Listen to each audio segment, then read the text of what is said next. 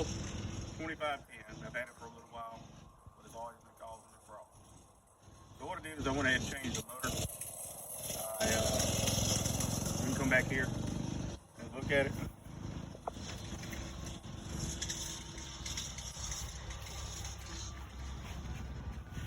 We're gonna walk around, and I'll explain to y'all what all I did right here.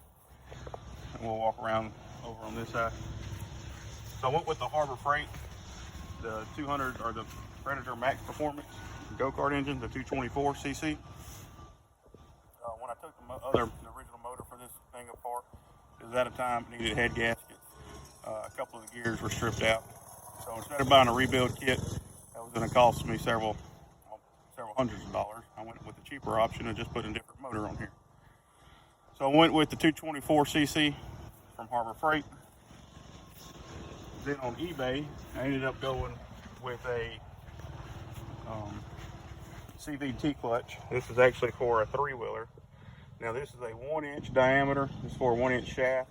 This shaft is only a 3/4, so I ended up buying an adapter for it to fit. Now the belt, I'm still having a few kinks to work out, but everything does work, does run well. The forward and reverse work, 4-wheel drive, all that was fine in the transmission. I just went ahead and put the 224cc motor on here.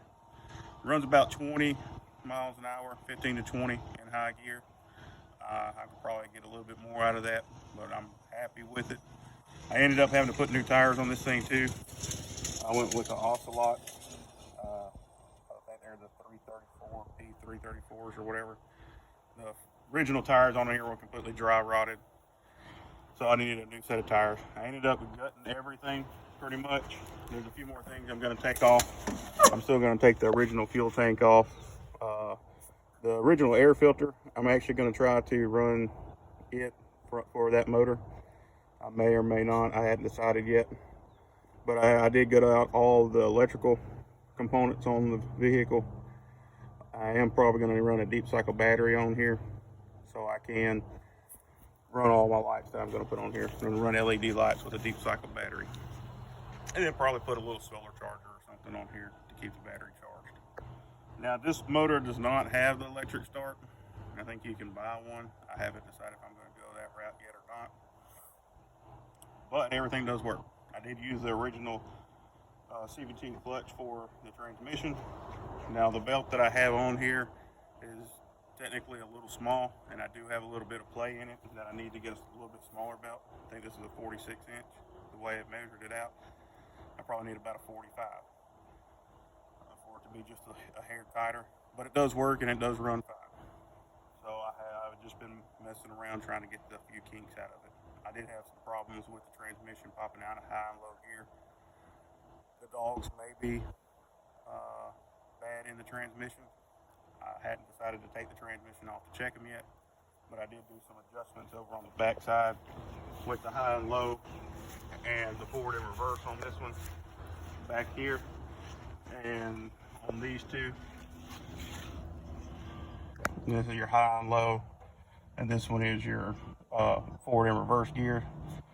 Like I said, the dogs may be a little wore out, but I do have it at the correct time where you can start it and run it in low gear and run it almost like a manual transmission and run it into high gear once you get up to speed. And I haven't had any problems with it coming out of gear now. But that's pretty much it.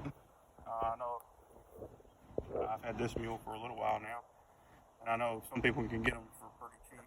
And most of the time the motors don't go bad, but the one I had had a blown head gasket I know of, and some of the gears were bad in it, and it was completely off of time, and I just didn't feel like spending the money to rebuild it when I did everything right here cheaper, and it runs good. I'm probably getting a little bit more power than the actual motor that came with it. I know it's a smaller motor, but I'm still running almost the same amount of speed. And that's pretty much it. If you got any questions or anything on how I did everything, if you look down here, I did have to make my own mounts. I ended up going with, because this motor has to sit forward a little bit further with everything that I did. I probably had to, I used some 2x4s on the bottom, and then I ended up using probably probably about a 3/4 inch piece of plywood, or 2x6 is what I use actually. And then ran some bolts through there, bolted it from the bottom, and slid it forward. But like I said, I'll show some videos of it running around, going forward in reverse eventually too.